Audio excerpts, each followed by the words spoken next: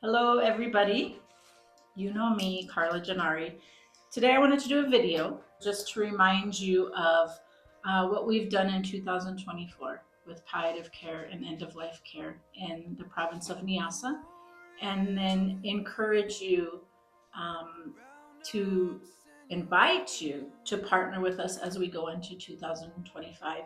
And despite the upheaval and the environment of revolution in Mozambique, I've just been reminded of why God has called me here, why He's called our family here. And so I asked Him this week to remind me with scripture of the purpose here and the purpose of the ministry and what I'm called to do. And He reminded me with this, my stethoscope, which my sons and my husband gave me some years ago. And if you look really closely on it, it has Jeremiah 30:17 on there. So he gave me this verse as we go into the new year for specifically for the palliative care ministry.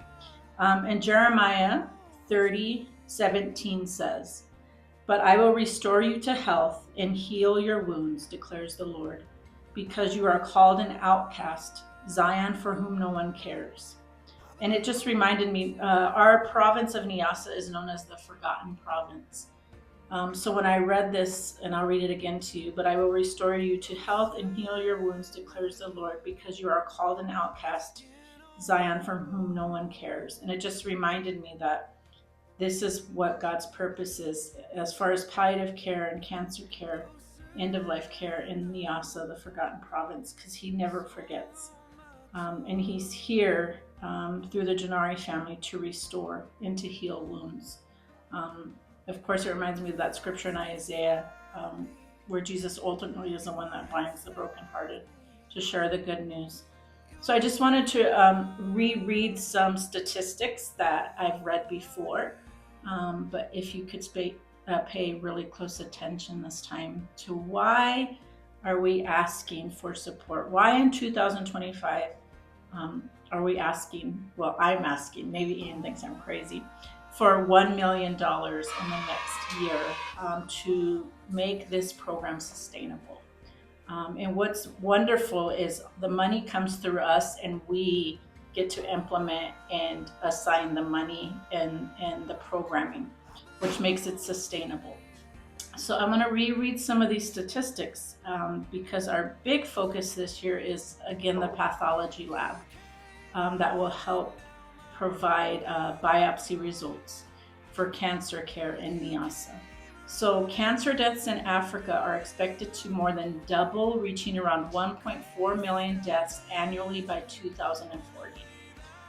Every year, cancer is estimated to cause more than 17,000 deaths in Mozambique.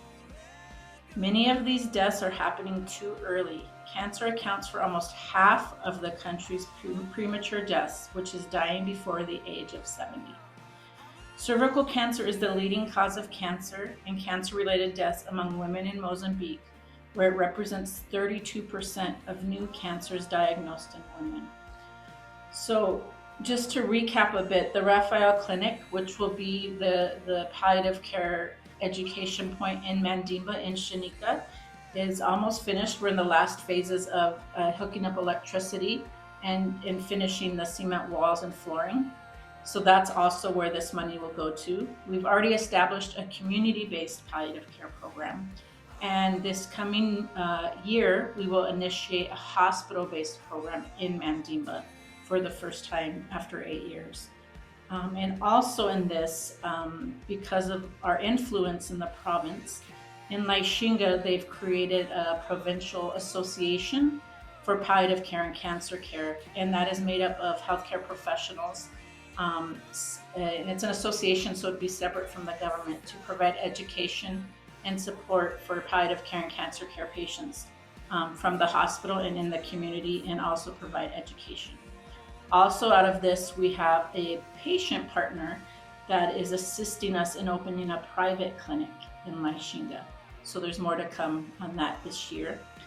So really, our program has covered all the bases. If you look at it, we have a free clinic, a community-based palliative care program hospital-based, and in that we've mentored and discipled healthcare staff to create their own association, which will stand alone and provide education and care. And then from that, we also have a private clinic. So what we're asking for with this $1 million this year, 300,000 of that, plus some change, will go to fund the pathology lab, which will help us diagnose cancer early and will save lives. And part of that program will be education for staff, in providing a place for patients to receive that education, to receive support. So we're just asking in 2025 that you dream big with us and think big with us, because as we think of even the ministry Ian does in discipleship and thinking of generations, and I feel like that's what we're seeing in palliative care. We're seeing patients rise up and participate, and we're seeing healthcare professionals create their own association. So we're asking for end of year, if you feel led to give directly to Compelled Ones Palliative Care, which includes the Raphael Clinic, and all of these wonderful programs I've been talking about.